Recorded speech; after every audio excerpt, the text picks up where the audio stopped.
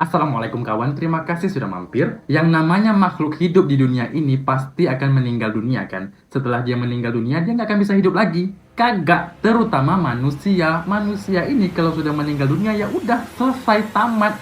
Ya kan, Neng? Nah, tapi di kasus yang akan aku ceritakan ini, ada orang tua yang sudah tahu anaknya meninggal dunia, dia masih yakin bahwasannya anaknya ini akan hidup kembali di 4 bulan kemudian, kawan. Percaya dia. Dan iya, Neng, dirawatnya sama orang tuanya nih. Udah tahu jadi mayat dirawatnya. Jadi bagaimanakah kisahnya? Langsung aja kita mulai bercerita.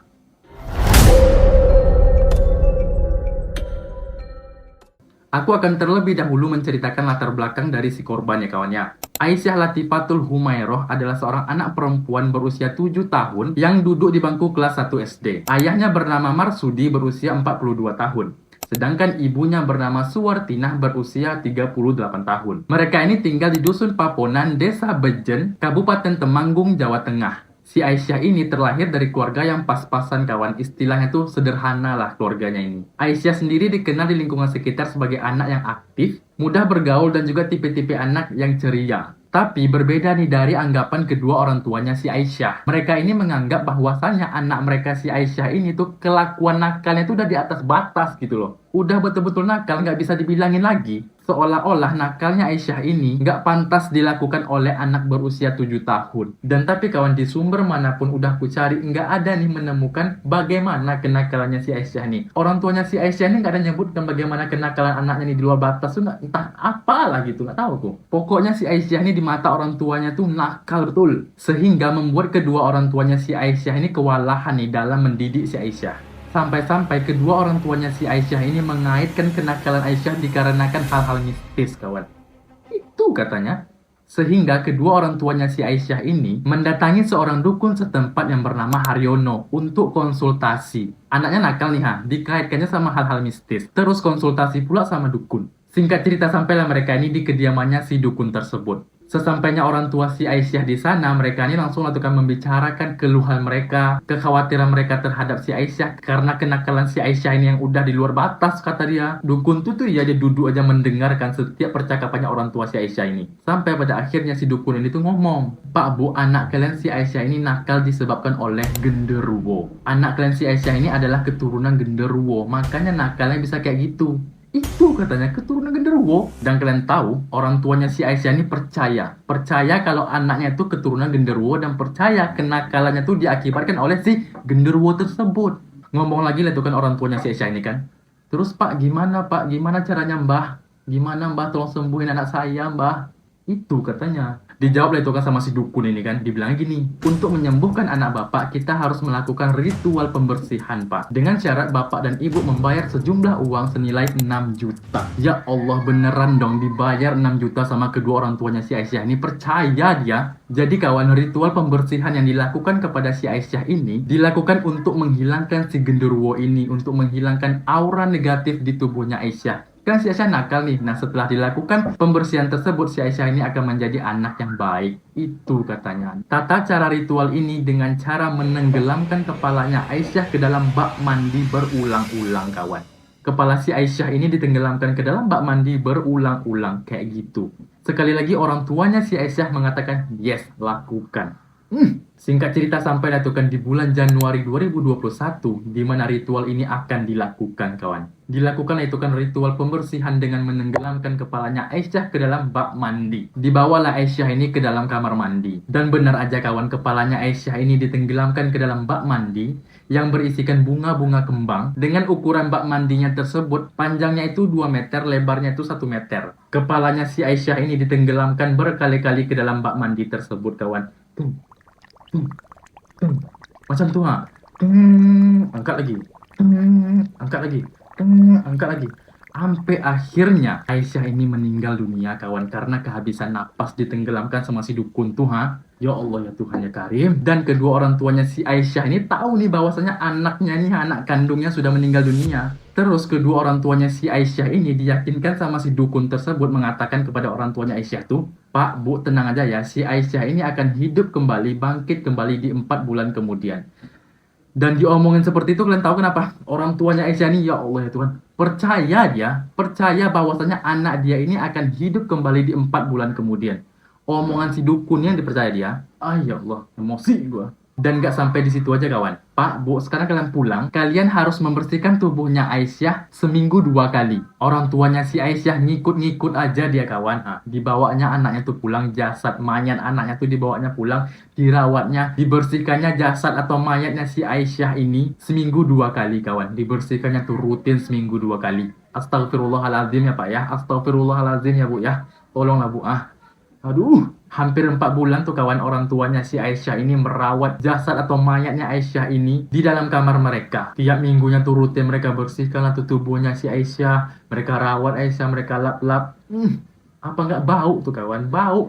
Nah karena bau tersebutlah disuruh sama si dukun ini untuk membersihkan anaknya tuh selama seminggu 2 kali kan. Nggak ngerti dia tuh loh. Dengan sabar lah itu kan kedua orang tuanya si Aisyah ini menunggu 4 bulan kemudian anaknya akan hidup kembali. Sabar mereka, sabar. Pada tanggal 16 Mei 2021, praktek perdukunan tergila ini terungkap kawan. Terungkap. Bagaimana terungkapnya? Langsung aja kita mulai ya.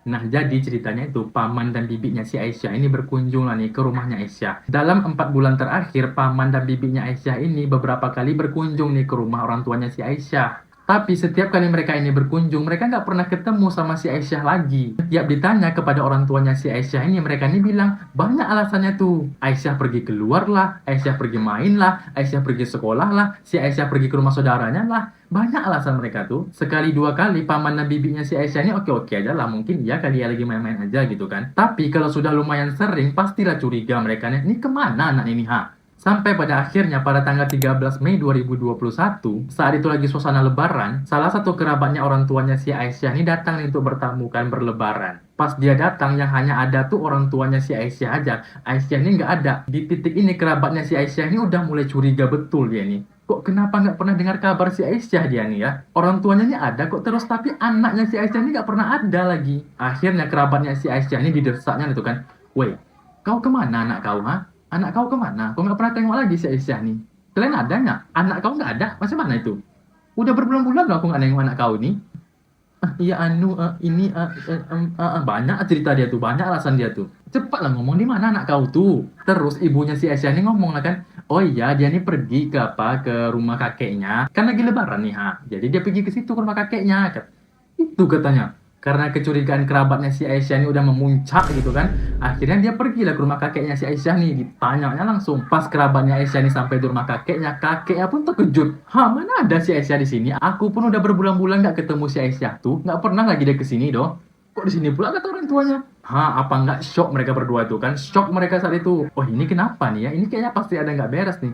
Akhirnya mereka ini pergilah lagi ke rumah orang tuanya si Aisyah kan ditanyanya betul lah itu kan. Oh kau bohong-bohong ya? Di mana Aisyah? Aku tanya. Ini kakeknya nggak ada bilang dong. Udah berbulan-bulan. Aku pun nengok udah berbulan-bulan. Tetangga pun ngomong udah nggak nampak lagi si Aisyah. Kemana dia? Hah? Karena udah didesak, disitulah orang tuanya si Aisyah ini ngomong kan. Ya Aisyah sudah meninggal dunia. Sudah beberapa bulan yang lalu. Dan jasadnya ada di dalam kamar. Ditunjukkan ya jasad Aisyah tuh kawan sama kakek dan kerabatnya Aisyah nih. Pergilah mereka masuk ke kamar tersebut kan. Pas mereka tengok jasadnya Aisyah kawan. Wih, apa nggak shock mereka tuh ya Allah, menangis mungkin mereka tuh ha. Kalian tahu tubuhnya Aisyah ini sudah tinggal tulang belulang aja lagi kawan, kulitnya tuh udah nggak ada, udah mengering semua. Apa ndak emosi naik pitam tuh orang-orang tuh kan menengok keadaan tersebut. Kenapa bisa kayak gini anak kau? Kok nggak kau kuburkan? Kenapa dia meninggal dunia kayak gini? Katanya. Langsung lah itu kan orang tuanya si Aisyah ini menjelaskan apa yang sebenarnya terjadi kepada Aisyah. Begini, begono, begini, begono, begini, begono katanya kan. Mendengar hal tersebut apa nggak lebih shock lagi mereka kan. Akhirnya mereka dan warga setempat Pak RT sekalipun